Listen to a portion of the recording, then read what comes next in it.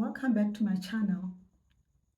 If you are thinking about moving to Botswana or simply curious to know how life is like here in Botswana, this video is for you. Today I'm going to take you through everything that you need to know before moving or relocating to Botswana. I am a Botswana woman living in Botswana, born and raised in Botswana. So I'm going to start off, talking about the cost of living in Botswana. I will talk about the accommodation, transport, shopping, nightlife, entertainment, and that. And I'm also going to talk about the do's and don'ts while living in Botswana. So I'm reading the script, don't worry, I'm reading the script because I don't want to leave anything out. So I'll make sure that you stay until the end of the video because I'm going to have to share practical tips that can save you time, money and stress. So let's get started. Botswana is one of the most stable and safest country in Africa. The cost of living is moderate depending on your lifestyle and location. Most people settle and want to live in the city center, so I'm going to base my figures there. For a single person, monthly living expense cost usually around 15,000 pula to 18,000 pula per month, which is roughly around 1,000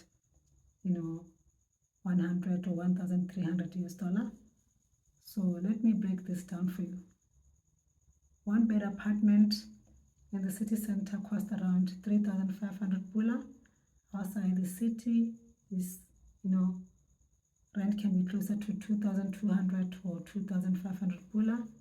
Larger apartments and houses will obviously cost more because of the location and quality.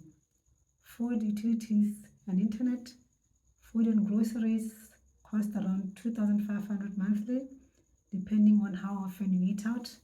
And then utilities, your water bills, your electricity, your data bundles cost around 800 to 1,000 pula per month. So I'll talk again about the transport. So this, we've got different transports in Botswana that people use this every day. We've got our, we call them the public transport. We've got our mini buses that we call it the combi.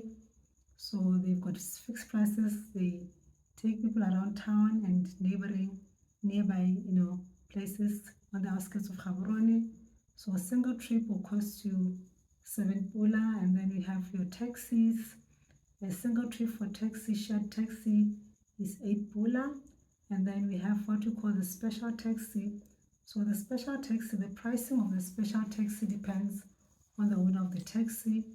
I will advise you to agree on the price before agreeing to take that taxi so that you avoid misunderstandings when you reach your destination.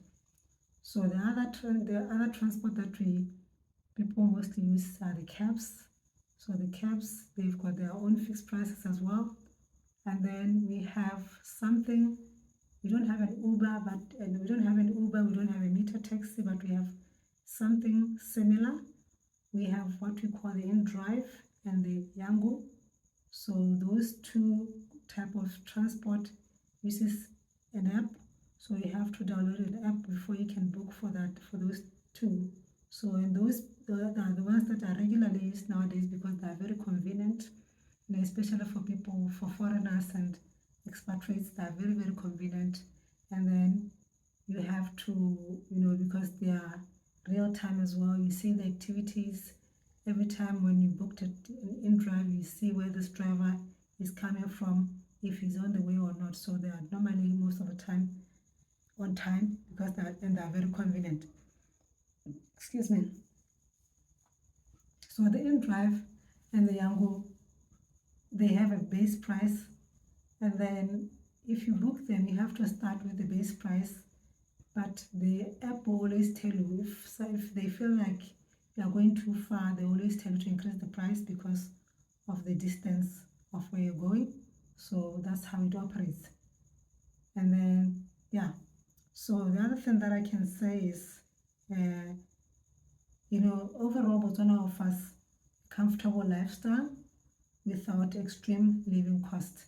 So accommodation will be likely your biggest expense in Botswana because many people, especially foreigners and expatriates, prefer secure complexes and gated communities in the city. So we've got what I can assure you is we've got so many of those in and around the city. Very secure, gated. So you have to rest assured. And then I wanted to share, a few clips or video clips or just pictures of how these places look like, how our shopping centers looks like, because Botswana has got the modern, shopping centers in and around the city. There's just a lot of them where you can just, purchase anything that you want, from your furniture to whatever, clothes, your liquor store, your groceries and stuff. And Botswana has adopted the digital world, so we use most of the digital platforms to purchase from the stores. But I can say, if you want to carry cash, you have to carry just little amount of cash, because in the taxis and then in the combis, they pay with cash. They don't use their cars to pay for the ride.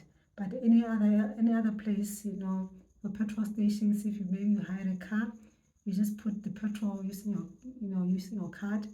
Or yeah, if you want to go for grocery shopping, just purchase using your card.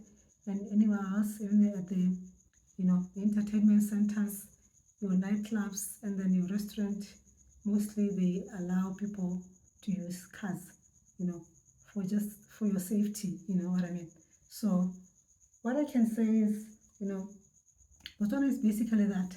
So I would advise you again, if you're an expatriate or you are new in town, not to rush to, securing a long-term accommodation. So what you can do is to just secure a short-term accommodation so that you have plenty of time to look around or to search around, or maybe to ask people around which place is, best for foreigners, or which place is secure for someone to live in, because I know how it is, how stressing can be in a foreign land to just be secured about everything and anything. So yeah, because we have lots of your Airbnbs, you can book an Airbnb for a certain period of time, or sometimes you can even book your guest houses to stay for a short term, while looking for your long-term accommodation.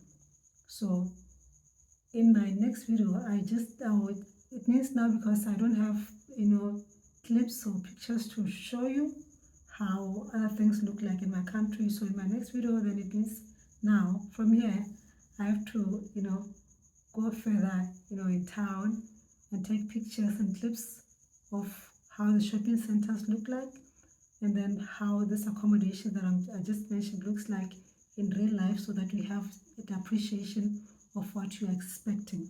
So in the comment section, you can leave a comment, share anything that you want to share, or say whatever you want me to show you or to say about my country, or anything that I haven't covered in today's video. So if you like this video, can you please subscribe and hit the like button. I'll see you in my next video. Thank you for watching.